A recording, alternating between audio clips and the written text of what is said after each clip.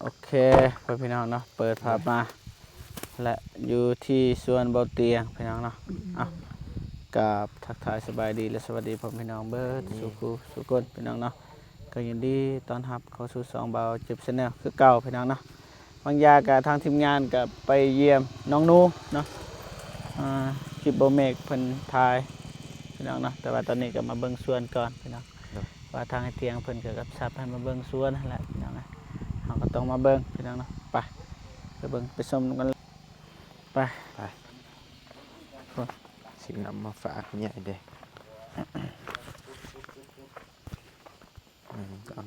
สบายดีเด้อพ่อเด้อสบายดีเด้อสิ่งนำมาฝากขอบใจหลายๆขอบใจเสียงหยาบ่เอ่ยเนี่ยเหลือมหกเลยแปนเบิดแล้วพี่น้องปลูกโคชิไข่ปลูกโคชิไข่มะเขือหาเก็บมังโม่กันหลักมะโมวะหลักมังโม่กันเด้อยังหน่อยเพื่อนนะเอาเลยนี่เนาเลยนี่เนาเนาเนาะมันบ่เป็นปานใดไปสูนมันก็บ่ได้เสียหยาเลย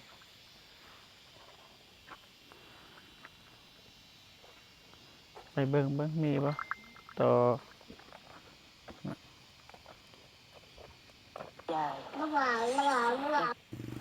เดี๋ยวเพิ่นก็มาเสียอีกพี่น้อง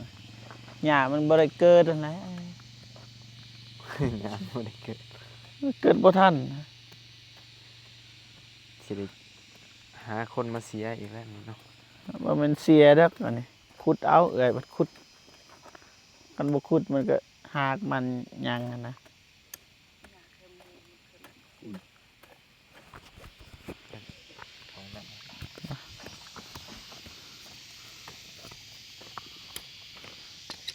คนงานเอามาซื้อ2 มื้อ 3 มื้อกระปุกไปคนงานมาซื้อคนงานมาเสียข้าวเดียวกับโป่งละเขาบ่ขุดนะไม้แดงไปใส่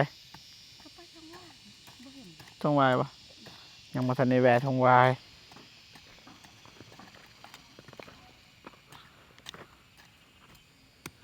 โอ้บนนั้นยังมาทันเสียเนาะบนเคีย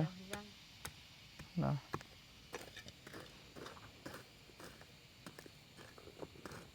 บ่เงาบ่เงาว่าอยู่คนเดียวญาตินั่นแหละญาติมันก็เฮ็ดไม่ได้เจ้านายแดงมาอีกบ่เจ้านายฮะอ้าวเลยนอนน้ำไผ่สันนอนน้ำเยอะฮะนอนเฮือนเยอะข่อยอยู่นี่อยู่ตรงโซนนอนเขาไผ่เฝ้าสวนมันไม่ไผ่เฝ้าบ่ก็บ่เป็นหยังมื้อหนึงมื้อเดียวว่ามันบ่มีหยังปลูกเบิดได้กาแฟนี่ก็ได้ปลูกแล้วนี่ยังดวงพุ่นอีกบ่ทันได้สา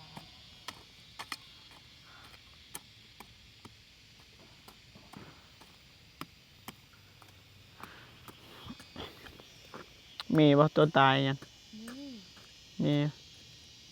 ยังมีบ่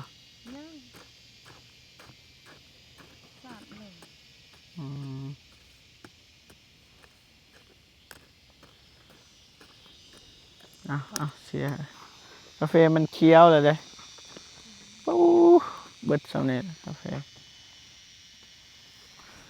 นี่พี่น้องเลยนี่แตกเลยเบิดสำนี้แล้วความงาม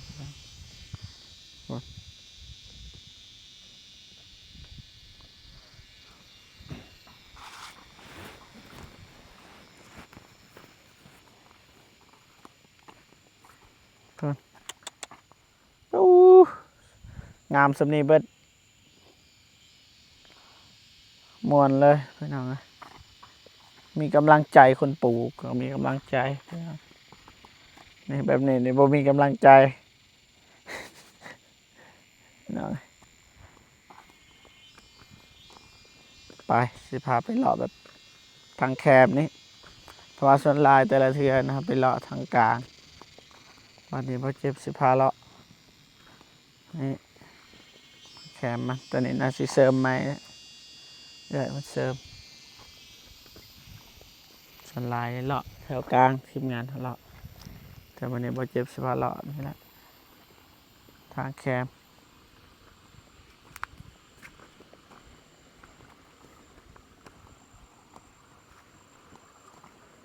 นี่แบบนี้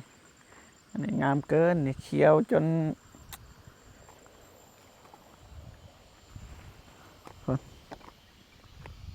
พน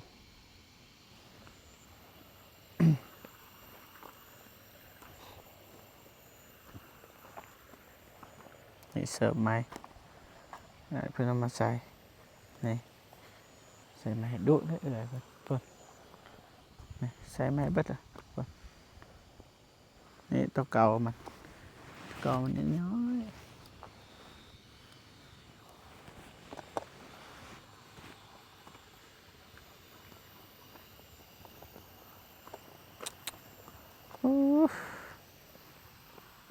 ตัวงามตัวงามนี่มาสับใส่ไม้เลย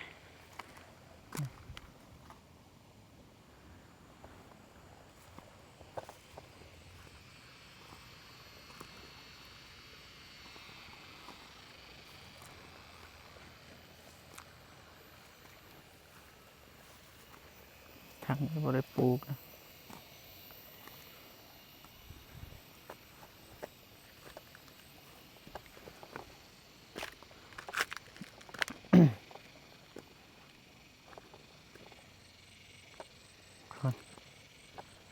โอ้น้ำโคตรลายเลยพี่น้องอุดมสมบูรณ์นะว่าเรื่องน้ำตลอดปีเลย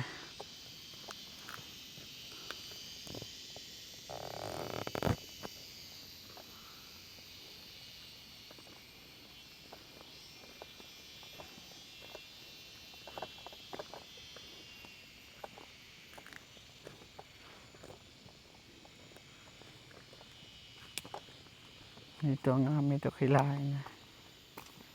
แบบนี้ก็งาม2 ปีนี่ใหญ่2 ปีนี่เก็บได้แล้วแต่มันบ่หลาย2 ปีเลยปีที่3พอแล้วคักอ้อมหอบดินเตียงมักตัวห้วยนี่แหละมันมีน้ำเพียงผ่านแล้วสำเร็จพี่น้องงามธรรมดาปกติแบบนี้แหละโอเค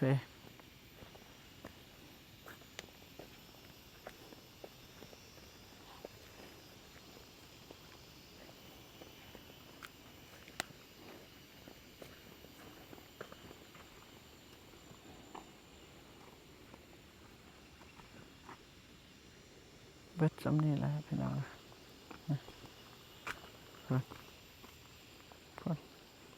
อยากเจ็บตาหน่อยเด้อโทรศัพท์บ่เจ็บเนี่ยมันบ่กันสั่นคือโทรศัพท์ทีมงานพี่น้องเพื่อได้เบิ่งคลิปบ่เจ็บถือว่าหักบ่เจ็บอีหลีจึงเบิ่งได้ถ้าคนบ่หักนี่เบิ่งบ่ได้เจ็บตาเวลาปีนเวลาย่างมันบ่ได้กันสั่นอย่างนะ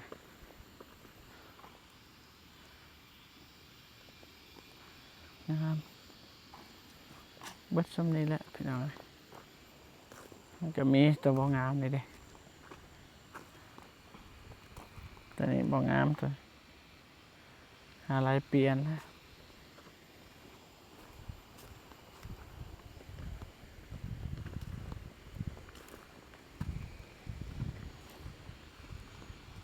ตัวงามงาม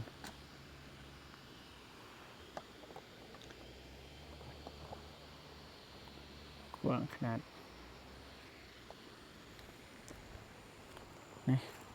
ไปหากระโปรงไว้แต่ช่วงนั้นเบิดเลย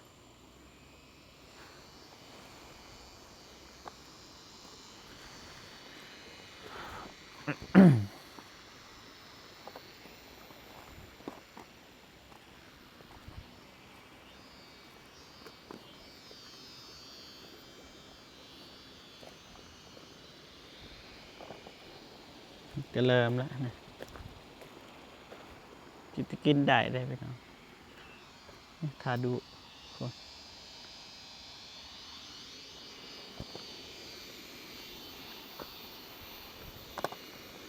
อ๋อหมักพี่น้องเอ้ยโอ้จำสิกินเนี่ยยอดมันฝักทองคน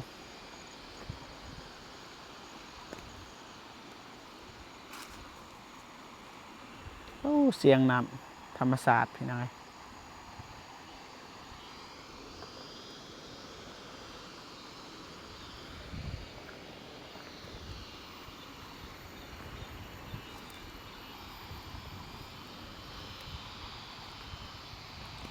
บ่ปลูกหมักแตงนะ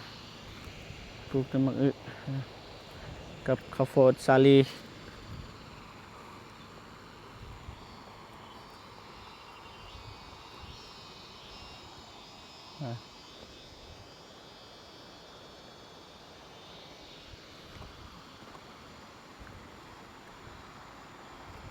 เบิ่งกาแฟน้ำเบิ่งกกทองไปน้ำตัวนี้บ่ยังงามปานใด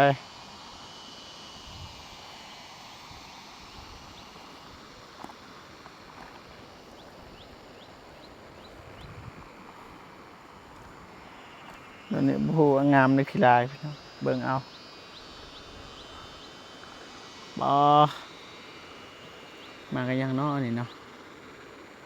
ยังไงกองบ่อยากแจ้งว่าได้เบิ่งสิสูงนี่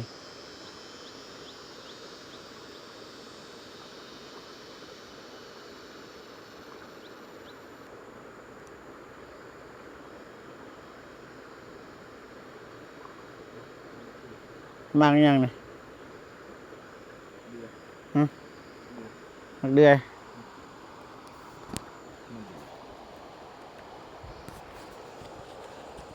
ไปหอบไปนี่แหละเมื่อเพราะว่าปกติเราไปทางแคมอะนะส่วนใหญ่แล้วบ่แม่นทางกลางวันนี้เราไปทางแคมหัวนี่โอ้ตัวนั้นงามตัวงามก็งามตัวขี้ไล่แต่ว่ามันผ่านแล้วสำนี่ผ่านแล้วปกติก็สำนี่อีกยังนี่ แม่งหนู ฮะ หนู หนูบ่ เออ แม่น หนูตัวมันมือมันเป็นอันนี้ มันไปเลย ไปเลยปล่อยลงนี่มันควนเขาเดี๋ยวงามแล้วสำนี่ต้นมุกบ่ล่ะ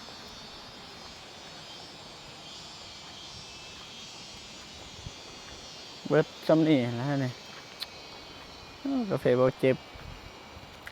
สำกาแฟเตียงพอละ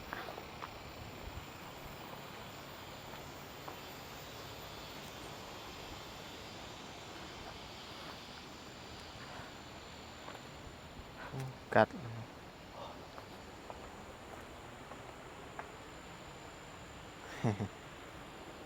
ตัวตายก็มี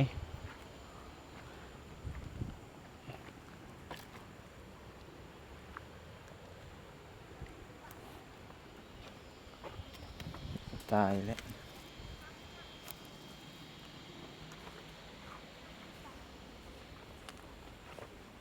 สับแบะ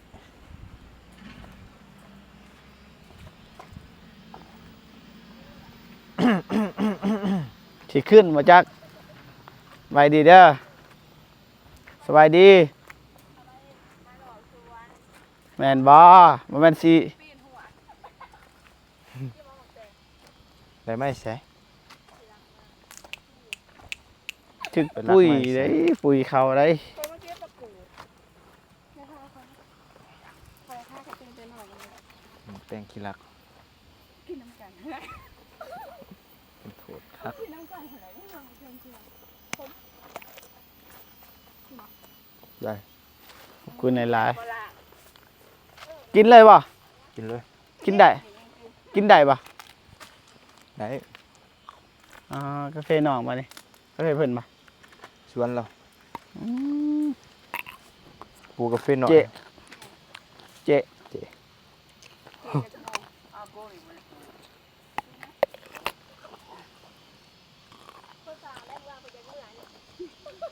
ปลูกยักษ์พันธุ์น่ะยักษ์พันธุ์1,000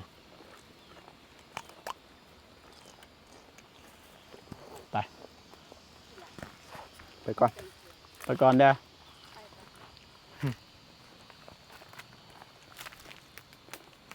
แหนมมาแหนมมานี่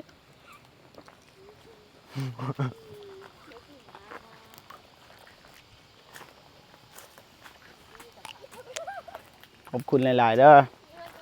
มักแตง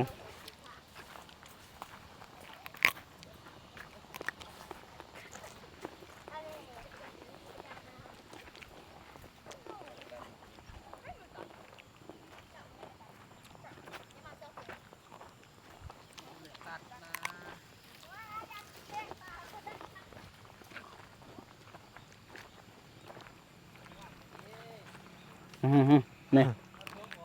ระวังเด้อ ขาดทงเลย หึ ขาดทงกินบ่ได้แต่ว่าหยามหลายกะสิบ่ค่อยปานใดคันบ่มีหญ้านี่มันกัดเบิดแล้วกาแฟนะ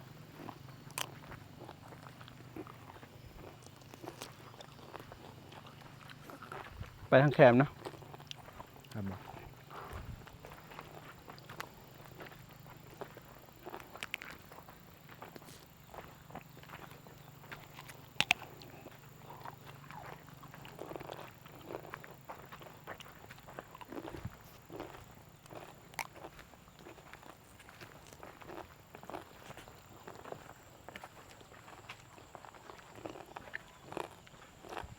หวาน อีกอย่างเลย หวาน กินได้ปะ บ่จักสมัยแต่เก่าอะนะเพิ่นปลูกเขื่อนแล้วเพิ่นปลูกไว้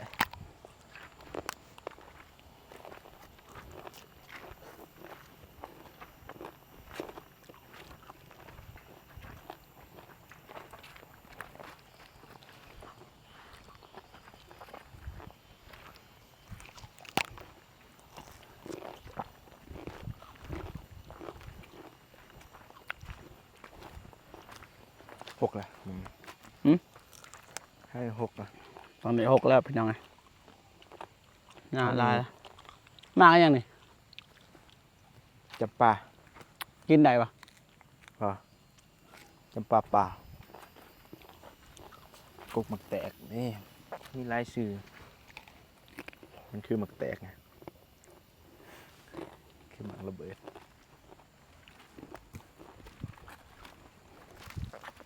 มันสิบ่งามอย่างกกอันนี้แหละแถวนี้กาแฟบ่งามกก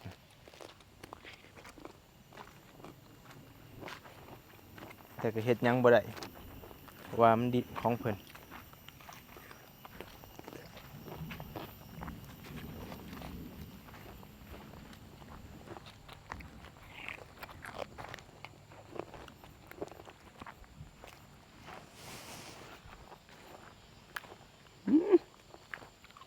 ผลเอื้อยผลปลูกมะเขือเต็มเลยแค่นี้พุ่น สิได้ขายอยู่ดอกคันมันงามมันมาก โอ้งิ้วแม่นบ่ แม่ เนี่ยตึกใหญ่แต่ว่าบ่สูง ใหญ่แต่ว่าบ่สูง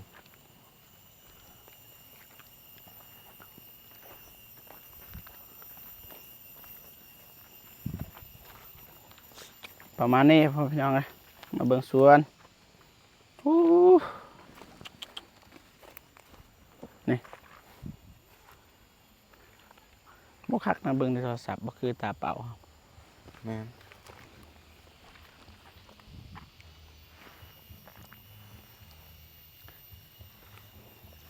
กำลังเริ่มแตกงาขาดว่าอีกประมัน2 เดือนจังสิเห็นสัตว์แบบหลายๆกกนะเป็นงาเบิดรวมๆประมาณ4-5 เดือนพู้นแหล้ว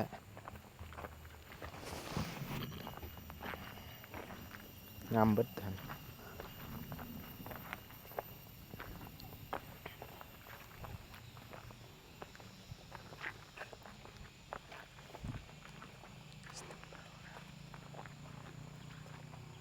ปอเท่านี้เพิ่นเสียเลย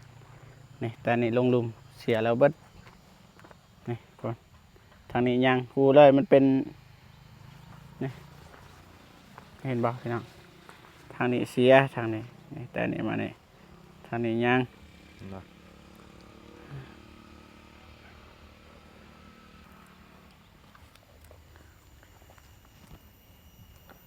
ไป ดูเอาโอเคพี่น้องเนาะกับพอดีมาสำรวจเบิ่งสวนอีกมื้อนี้ก็ได้เพราะว่าพอดีได้มาเวียกทางนี้เฮาก็เลาะให้ทั่วเนาะเขตฮับปิซอตัวนี้บางทีได้ปลูกเสริมใส่นะมันเติบโตช้าโพดอ่ะพี่น้องเนาะก็